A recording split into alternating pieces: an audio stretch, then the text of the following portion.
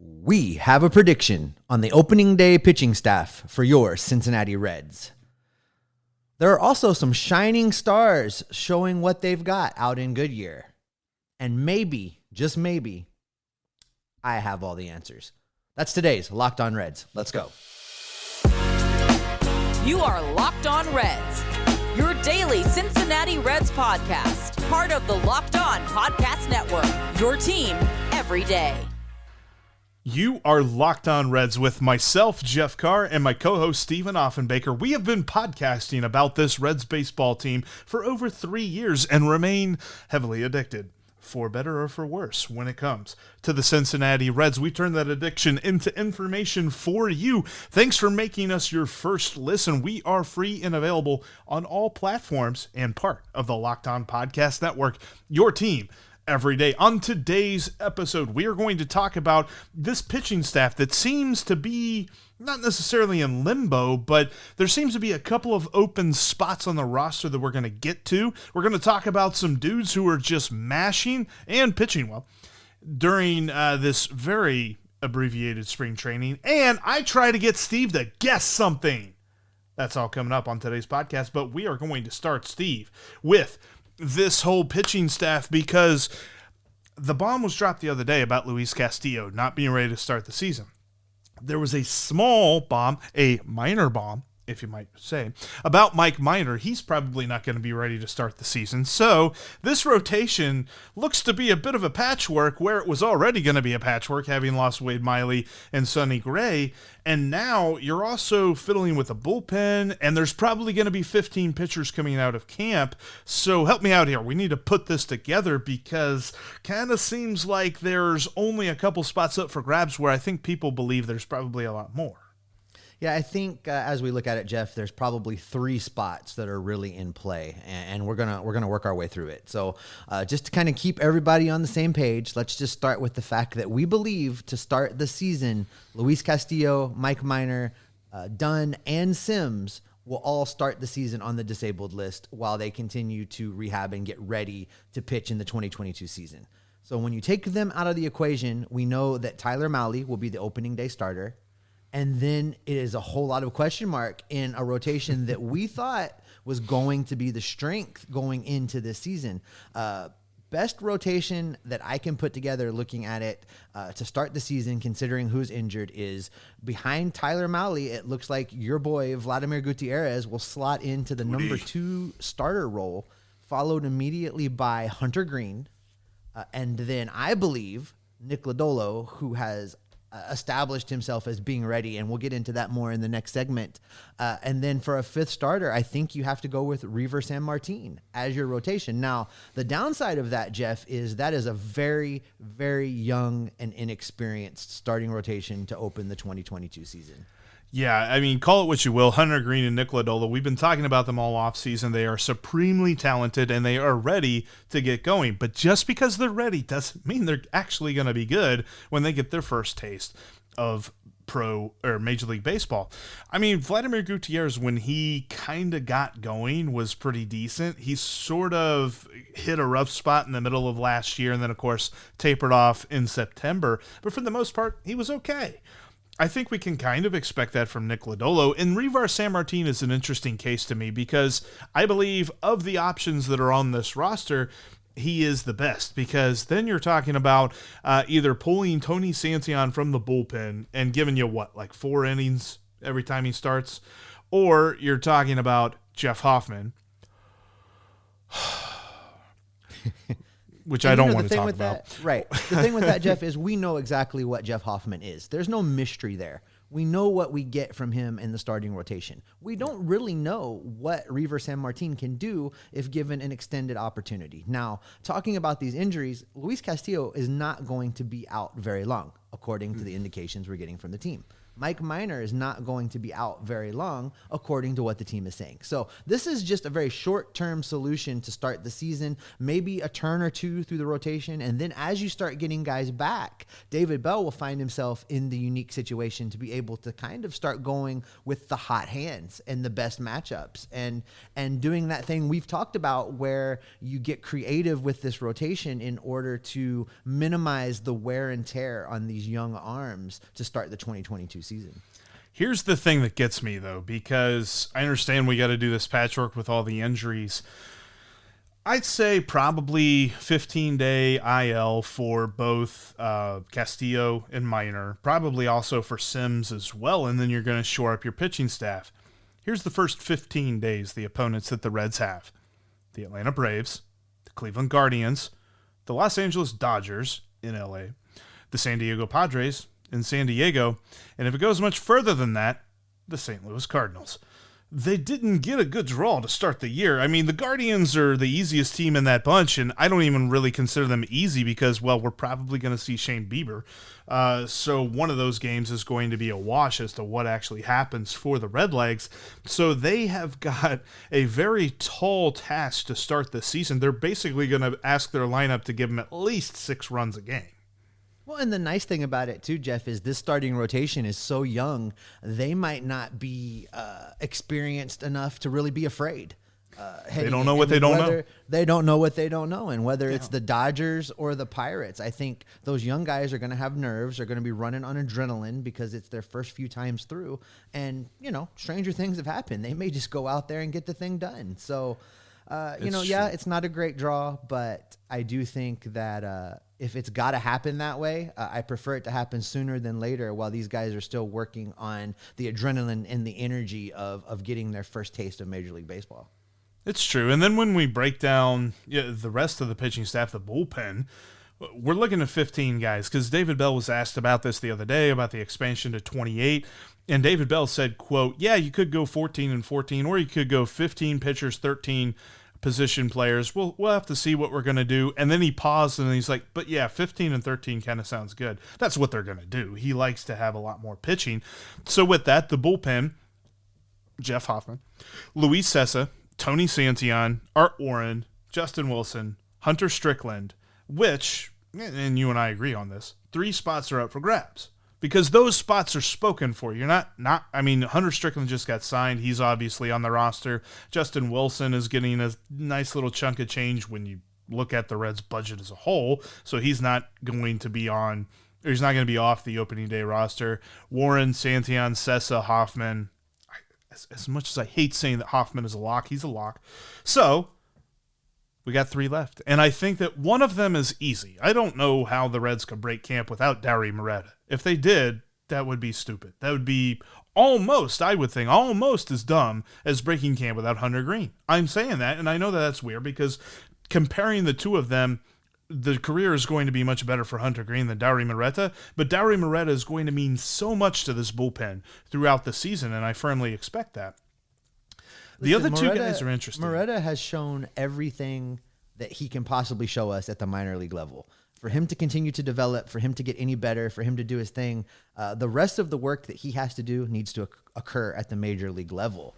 And I think that the other thing to factor in as you go through these other 2 guys, Jeff, is that the 40-man roster is full. So I think whatever it is that they do with these last 3 spots, the guys that are going to win those spots are probably already on the 40-man roster. And that's kind of where we're coming from with this. If you're going to break camp with your 28 best guys, this probably isn't it. But filling out this pitching staff, I think we both agree, is Riley O'Brien and Zach Godley. And if you've watched Zach Godley for any amount of time, you're a little bit worried about that, but he's currently on the 40-man roster. And for them to really make a move outside of the fact that Justin Dunn will probably go on the 60-day IL and then Nick Lodolo will take that 40-man spot, you're going to have to put somebody on waivers. How much the Reds are going to want to do that, don't necessarily think they will. Yeah, it's a tough position to be in once people start coming back, but that's a problem for another day. I think right now the onus will be on trying to put together a team that can hold its own, for the first couple of weeks of the season, and then sit back and really reevaluate where things are and who you really do need to keep around in order to continue to compete. I agree. It's kind of a patchwork at this point. We're just putting on Band-Aids and hoping those Band-Aids don't come flying off in the shower. Well, this is definitely not the pitching staff we envisioned when we talked about it in the offseason, Jeff. It has a lot of potential, and there's definitely going to be a lot to watch. Coming up, some players have wasted little time in showing their strength out in Goodyear. And if you want to get strong and show your strength as well, you need to get yourself some Built Bars. Built Bars are the healthy snack that can help get you through the current college basketball March Madness and can keep you healthy moving forward into the 2022 baseball season. If you want to be healthy and if you want to be strong, look no further than Built Bar.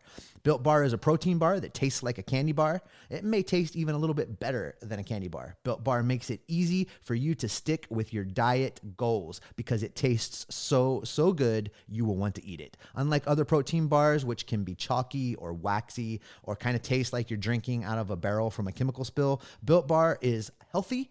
It is covered in 100% real chocolate, and it has amazing health statistics, and we are a baseball podcast. We love statistics. Built Bar is 130 calories. It's only 4 grams of sugar. For you keto folks, it only has 4 net carbs, and it is jam-packed with 17 grams of protein. They have amazing flavors like cherry barcia, coconut brownie chunk, salted caramel, and many, many more flavors. Many additional products like the puffs that apparently litter Jeff's office space on a daily basis. If you want to get your order into Built, head over to built.com right now and make sure you use the promo code LOCKED15. That's going to get you 15% off your next order at built.com.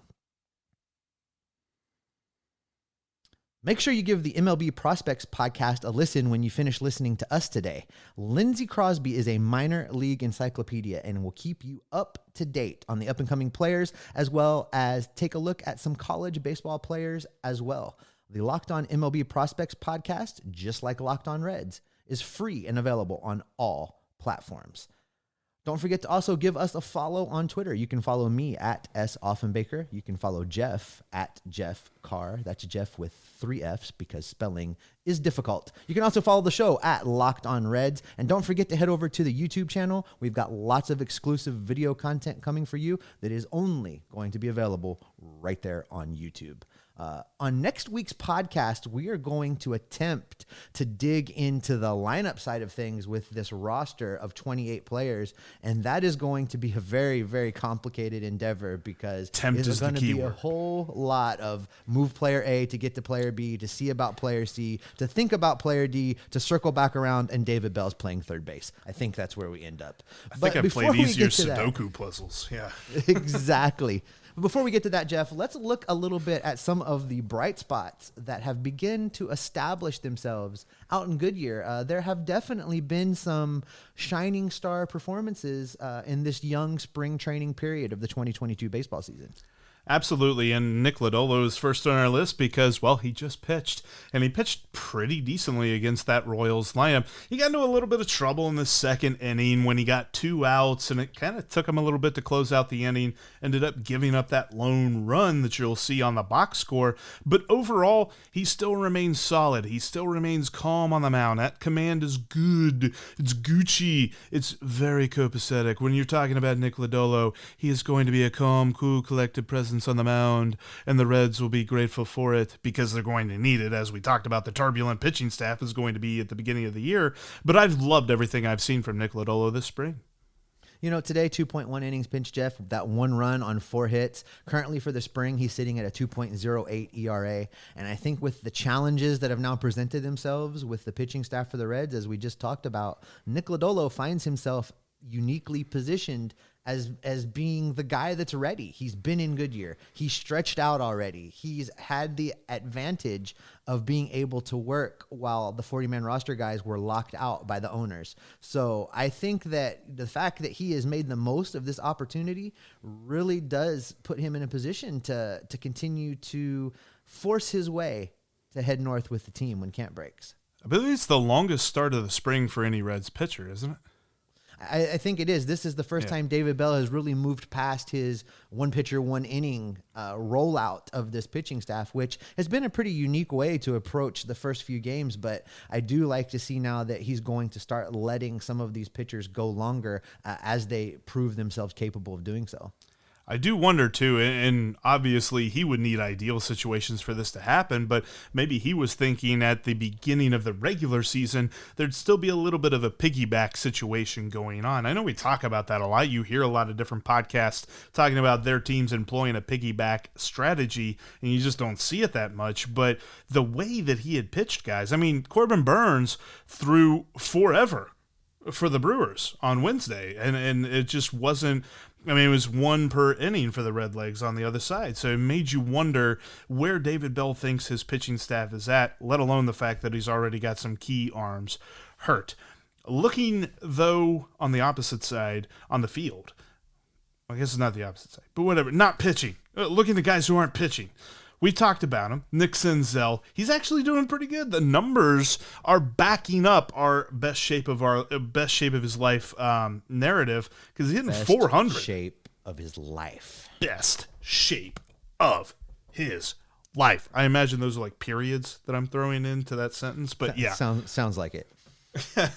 Yeah, he has looked phenomenal, and I think he's ready to go, which I'm excited to see when you're talking about the fact that the Reds signed their number 2 hitter in Tommy Pham. I believe their number 2 hitter in Tommy Pham yesterday. So he slots in, I don't know, maybe the 6th spot. You know, 2/3 of your lineup. Yeah. It's going to be a very interesting lineup construction. I think, right now Nick Senzel's hitting 400 out in Goodyear. I think that he continues to show that a healthy Nick Senzel is a very, very good Nick Senzel. We should get our first look Saturday at Tommy Pham. I'm hoping that gives him time to get into camp and get ready to get into a game. The Reds, of course, are off today. So I think that this lineup construction is going to be very, very good, but it also moves us into this outfield conversation that we continue to struggle with, because one of the other guys that's doing a pretty good job out in Goodyear is TJ Friedl, and he's hitting 364 right now, and looks like that the small sample we saw of him last year is going to continue to improve, and he's making a case to find a way onto this roster.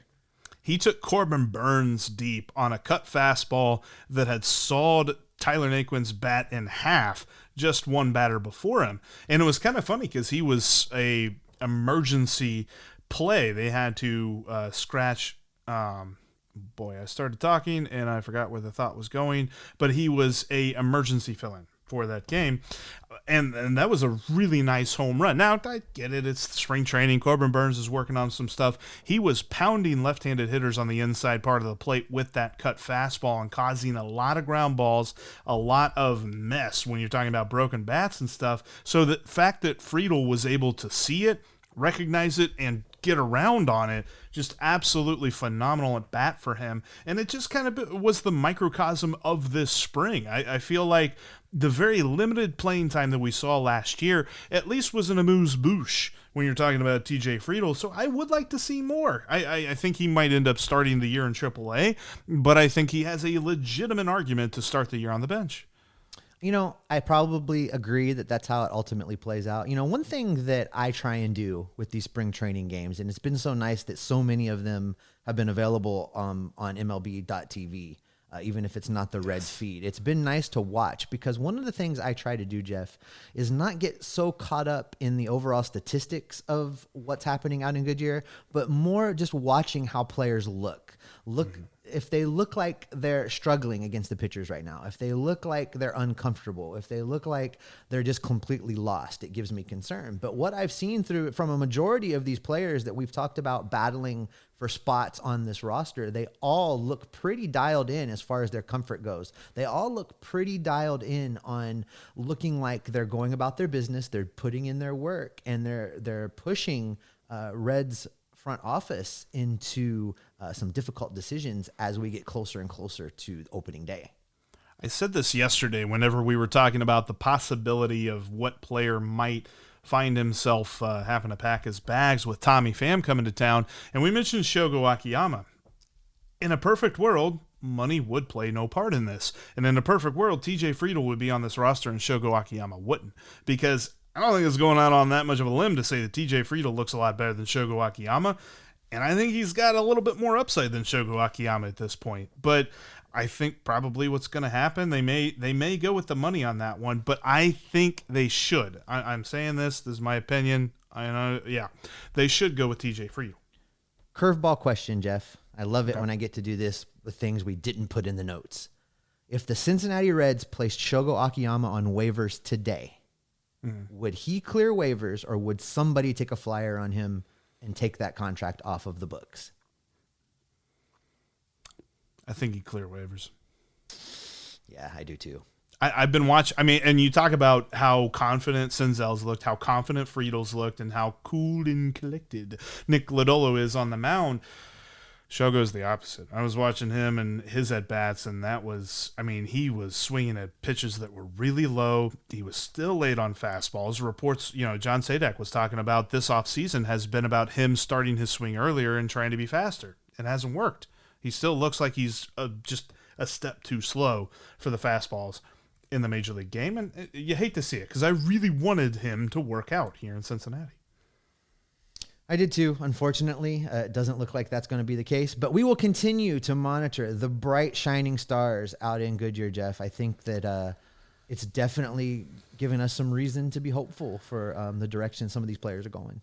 Yes, and speaking of bright, shining stars out in Goodyear, coming up, we're going to talk about some spring training superstars of the past. I'm going to see how many Steve actually remembers. Plus, I've got something that I'm going to see if I can get Steve to guess. That's coming up here in just a moment, though. We want to talk to you about Bet Online. I told you yesterday, if you caught the Tommy Pham episode where we broke down that deal, I mentioned the Reds over-under win total had moved to 73.5, and I crushed it. I hit $100 on that over right away. You can still find that at Bet Online. Bet Online is your number one source for props, odds, and lines for every sports season. If you want to get in on some NCAA tournament action this weekend, check them out at Bet Online. They've got NHL, they've got boxing, they've got UFC, and NBA is heading toward the playoffs as well. You're going to want to check it out. All happening at betonline.net. Plus, you can get awesome news, sports scores, and stats and all that great stuff all in one place at betonline.net. And they've got amazing offers, too. When you're talking about some different promotional things that you can take advantage of, you're not going to want to miss it. It's all at BetOnline, where the game starts.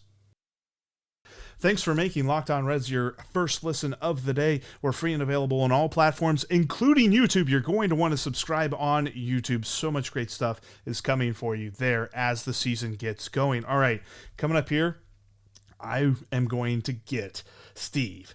I'm going to try. I'm going to give him as many hints as possible. He's going to guess a former Red whose birthday is today. Actually, is yesterday.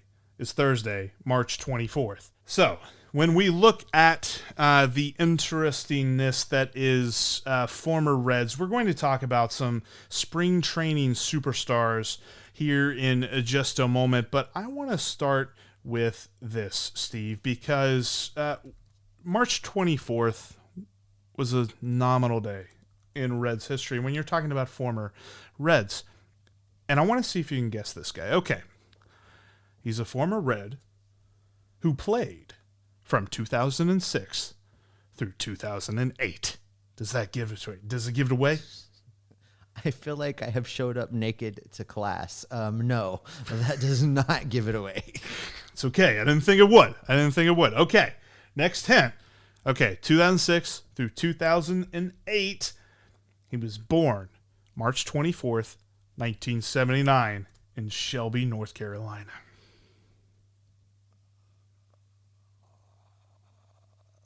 No. He also, let's see, made his debut. He had a pinch hit single against the Pirates August 20th of 2006. Now, come on, that's got to give it away. I just feel like I should guess Drew Stubbs. No, but he did. Okay, he did play in the outfield.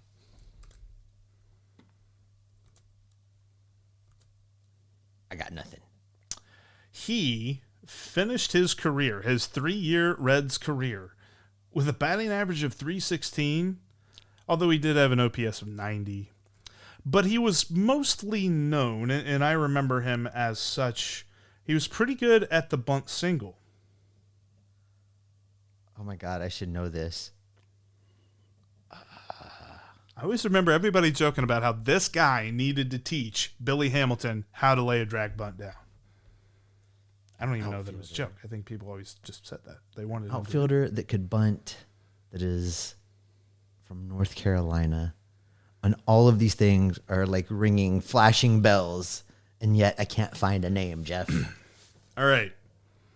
This one should give it away. His initials are NH.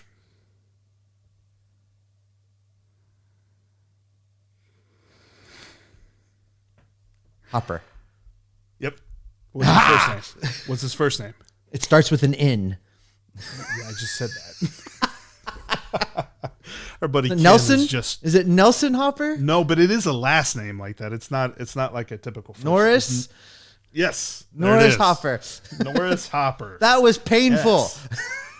Yes. And to make it even better, it was a Red who was born on this day when we recorded on Thursday. I didn't look at Reds who were born on March 25th. Anyway. Yes, that was a random thing that I wanted to see we try out. We might do that again. I mean, maybe you could do that. Maybe you could try and get me to guess. But yeah, it just makes me think, because I always remember Norris Hopper because he was really good at laying down drag bunts. He was good at bunt singles. And other than that, I really didn't remember too much about him. But I saw that he was a former Red born on March 24th. And that actually kind of moves us along here. We were talking about some guys who have been raking, who have been showing out in Goodyear. A couple of guys that I'm not going to get you to guess them. I'm just going to see if you remember them. If there's anything in your mind that you remember these guys about, and their names are on the notes, but he had a OPS over 1,000 in 25 games back in 2014. He is the legend, the myth, Nephtoli Soto. I can confirm that is a real name. It's funny, too. Like, if you go on Baseball Reference, his picture is in a Washington Nationals uniform, which I didn't even know he played for the Nationals at all. Next guy, and it was actually a reply from our friend Ken at ObscureXReds on Twitter whenever I was talking about how good Nick Senzel's looking this spring training. This dude had over a 1,500 OPS of 1,545 in 20 games in 2011. I am talking, of course, about the one, the only, the indomitable Dave Sappelt. That's not a real person. He is. He didn't do very good in regular season, but he did in spring training. If you're going to make things up, Jeff, you should really come up with more creative names than this. One more, because this dude was dubbed the answer. The Reds had so many problems for years in center field because this was leading up to Billy Hamilton and all that other stuff. But actually, I think it was like right in the middle of Billy Hamilton, so maybe that was a BS narrative. Anyway, whatever. He had a 1,200 OPS in 22 games in 2014, and his name, Roger Bernardina. There are, in fact, people named Roger. I think Ken's got a Roger Bernardina like game used jersey or something. He has a jersey for every one of these people. Ken's like listing off like all of their life's accomplishments right now as he listens. It's always worth noting because I love the fact that Nick Senzel's look good and TJ Friedl's look good and Nick Lodolo's look good. It's worth kind of adding a grain of salt to everything because there are plenty of dudes who have looked good in spring training that ain't done a thing in the regular season.